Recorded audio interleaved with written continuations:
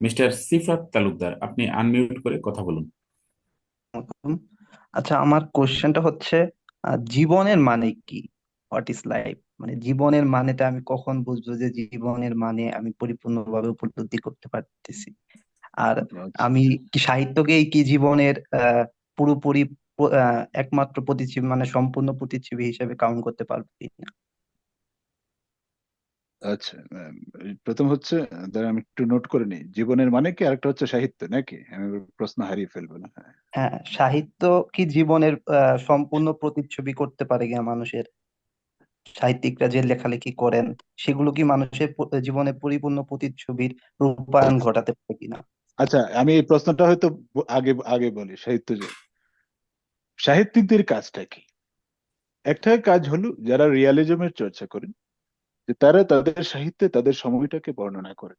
এটা ফিকশন আকারে করতে পারেন, নন ফিকশন আকারে করতে পারেন, নানা কৌশলে করতে পারেন, ইতিহাসের বই লিখেও করতে পারেন। আরেকটা হলো সমাজের নানা সংকট, সভ্যতার নানা সংকট এবং ভবিষ্যৎকে সাহিত্যিকরা ফিকশন অথবা নন ফিকশন দুইভাবেই তাদের কলমে তুলে আনতে পারে। আমরা যদি গোলাগ আর কিপেলাগুর দিকে তাকাই, এখন আপনাকে যদি আমি প্রশ্ন করি যে সোভিয়েত রাশিয়ায় মানুষের জীবনটা কেমন ছিল, বা লেনিনের সময় বা স্টালিনের সময় রুশ পিপলদের, রাশিয়ান মানুষদের জীবনটা কেমন ছিল, ওই সমাজটা কেমন ছিল, এখন ফ্রম আ রিমোট টাইম, এই যে এই অবস্থান, আমাকে তো বইপত্রের দিকেই তাকাতে হবে। আর বইপত্র মানেই কিন্তু লিটারেচার, সাহিত্য। কারণ সাহিত্য বলতে আমাদের দেশে বোঝানো হয় অনেক সময় যে এটা গল্প উপন্যাসের বই বুঝি সাহিত্য না। বিজ্ঞানের বইও সাহিত্য, সায়েন্টিফিক লিটারেচার। দর্শনের বইও সাহিত্য, ফিলোসফিক্যাল লিটারেচার। ইভেন গণিতের বই, এটাও সাহিত্য, ম্যাথমেটিক্যাল লিটারেচার। এখন ওই যে সাহিত্যের সাথে, তাহলে কোনটা সাহিত্য নয়? যেমন দলিল লেখক মুহুরী, দলিল লেখক যে দলিল লেখে জমির, এটা কি সাহিত্য? এটাকে তো আমরা জানি যে আমরা এটাকে তো সাহিত্য বলা সম্ভব নয়। সুতরাং সাহিত্য মানুষের জীবনকে ইয়া করতে পারে কিনা, সাহিত্য হয়তো 3D ক্যামেরার মতো অবিকল পারে না, তবে সাহিত্য পারে কিছুটা কমিয়ে অথবা কিছুটা বাড়িয়ে। আমরা ওই যে এইচ জি ওয়েলস এর যে এ, এ, সাহিত্য, ওই যে আমরা যে ওটা ছোটবেলায় তো আমরা পড়তাম, মনে নেই? এইচ জি ওয়েলস এর বইয়ে অনেক কিছু যা ছিল, এগুলো এখন ওই যে এখন সায়েন্স ফিকশন ছিল তখন ওই সময়, কিন্তু এগুলো এখন বাস্তব। ওই যে লিওনার্দো দা ভিঞ্চি তার বইয়ে যা লিখেছিলেন অনেক জিনিস, এগুলো এখন দেখা যায় যে মডার্ন সায়েন্স এগুলোকে মানে বাস্তবে রূপ দিয়েছে। সুতরাং সাহিত্যের পরিধিটা ব্যাপক। সাহিত্য মানেই যে এটা ওই ছোট ছোট উপন্যাস, একটা গল্পের বই, এটা সাহিত্য নয়। সবকিছু মিলেই সাহিত্য। মানুষের জীবনও তো সাহিত্য। আপনি না, আপনার এই যে আপনি কথা বলছেন, আপনার কথাগুলো তো পার্ট অফ লিটারেচার। আপনি যে অভিজ্ঞতাগুলোর মধ্যে দিয়ে যাচ্ছেন, ওগুলো তো সাহিত্য। লাইভিং লিটারেচার বলবো আমি এটাকে। আপনি জীবন্ত সাহিত্য। এখন সব মানুষের জীবনের গল্প তো আমাদের পক্ষে জানা সম্ভব হয় না, কিন্তু সবাই যদি তার জীবনের গল্পটা লিখে যেতে পারতো, প্রত্যেকটা একটা ইউনিক লিটারেচার হতো। আমাদের কৃষকরা, শ্রমিকরা, আমাদের ছাত্ররা, তারা যে জীবনটা যাপন করে, এটা যদি তারা সাহিত্যিক মুন্সিয়ানা দিয়ে লিখে যেতে পারতো, এটা that would be my great literature. আচ্ছা, এটা গেলে একটা। আপনার প্রথম প্রশ্নটা ছিল কি যেন, জীবনের মানে। আমি আপনাদের সাথে জুমে এখানে যুক্ত হয়েছি ল্যাপটপে। ল্যাপটপটার তো প্রাণ নেই, কিন্তু সে যদি প্রশ্ন করতো আমার মানেটা কি, জীবনের মানে, মানে বা মিনিং, এটা আসলে সৃষ্টি করা যায়, তৈরি করা যায়। ল্যাপটপের জীবনের মানেটা কি? তাকে আমরা ব্যবহার করছি, সে আমাদের কাজে লাগছে, এটাই তার মানে। আপনার জীবনের মানে কি? আপনি সভ্যতার কোনো অংশে, সভ্যতাকে ধরুন আপনি একটা বড় ভবন, আপনি যদি ওই সভ্যতার কোনো একটা খুঁটি হতে পারেন, পিলার হতে পারেন, এর চেয়ে বড় মানে আপনার কি হয়? মানুষ হতাশ হয় কখন? যখন দেখে সমাজে বা সভ্যতায় বা পরিবারে তার কোনো ইউটিলিটি নেই। তখন ওই যে ডিপ্রেশন, যে এখন এটা আধুনিক রূপ, বিষণ্ণতা, ডিপ্রেশন, এটা প্রাচীনকালে কিন্তু ছিল না। ওই যে ওই মানুষ যখন হান্টার গ্যাদারার ছিল, ডিপ্রেশন কি জানতেন? ডিপ্রেশন ইজ এ রিসেন্ট, মানে মডার্ন ইনভেনশন। এখন মানুষের এই প্রশ্ন যে মামার জীবনের মানেটা কি, অনেকে এগুলো যে সুইসাইডের দিকে চলে যায়, অনেক ছেলে মেয়ে এগুলো চিন্তা করে যে আমার তো জীবনটা সে, জীবনকে মিনিংফুল করে তুলতে হবে।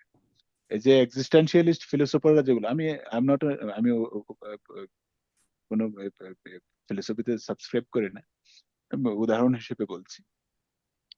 এই যে যে আপনার লাইফের মিনিংটা আপনি নিজেই সৃষ্টি করতে পারেন, অর্থাৎ লাইফকে একটা মিনিং দেওয়ার ক্ষমতা আপনার রয়েছে।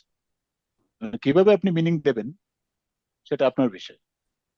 কারণ আমি আপনাকে একটা ক্লাসিক্যাল উদাহরণ দিই। আমাদের সমাজে ধরুন, ধরুন আমার গ্রামে একজন মানুষ আছে, সাপোজ তার নাম ধরুন যে আব্দুল আলী। আব্দুল আলীর জীবনটা কি? সে স্কুলে যায়নি কখনো, পড়াশোনা করেনি। তাকে যদি বলেন যে একজন নোবেল লরিয়েটের নাম বলুন, সে বলতে পারবে না। তাকে যদি বলুন যে একজন বড় হিস্ট্রিক্যাল ফিগারের নাম বলুন, একমাত্র নবীন নাম ছাড়া সে বলতে পারবে না। কারণ সে জমি জমায় হাল চাষ করেছে, ধান ফলিয়েছে, বিয়ে করেছে, বাচ্চা কাচ্চা হয়েছে, তাদের বড় করেছে, এবং মাঝে মধ্যে গানের অনুষ্ঠান, মেলা, বান্যা এগুলোতে গিয়েছে। এটাই হলো তার জীবন। এখন আমাদের মতো পণ্ডিতদের চোখে তার জীবনের মানেটা কি? কারণ আমাদের কাছে মনে হবে যে সেটা আর তার কি জীবন, কিন্তু আমি এটাকে তুচ্ছ ভাবি না, ওইটাও একটা গুরুত্বপূর্ণ জীবন। আপনি আলটিমেটলি যদি আমরা চিন্তা করি, জীবনকে যে যেভাবেই কাটায় না কেন, সে যদি জীবনটা নিয়ে আনন্দের সাথে ব্যস্ত থাকতে পারে, হিজ লাইফ ইজ মিনিংফুল। সে অশিক্ষিত হলেও, মূর্খ হলেও।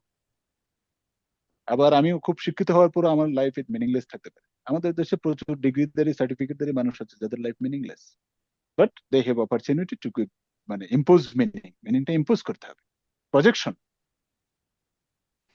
সুতরাং আপনারা যারা তরুণ ছাত্র আছেন, তরুণ মানুষ আছেন, নিজেদেরকে কিভাবে মানুষের কল্যাণে, সভ্যতার কল্যাণে কাজে লাগানো যায়, এবং অন্যের সাথে যে বন্ধন বলি, একটা সামাজিক বন্ধন কিভাবে তৈরি হয়।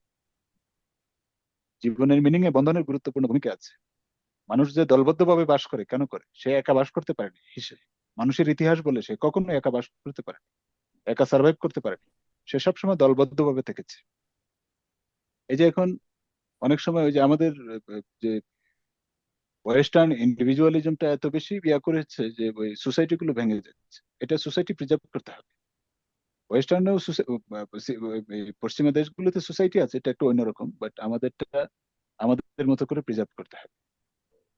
মানুষের মানুষের বন্ধনটা যেন কমে না যায়। এখন শহর এক, প্রতিটা জায়গায় বিল্ডিং উঠছে, ফ্ল্যাট হচ্ছে, এক ফ্ল্যাটের মানুষ আরেক ফ্ল্যাটের মানুষকে চেনে না। সে জীবনের মানে কোথা থেকে খুঁজে পাবে?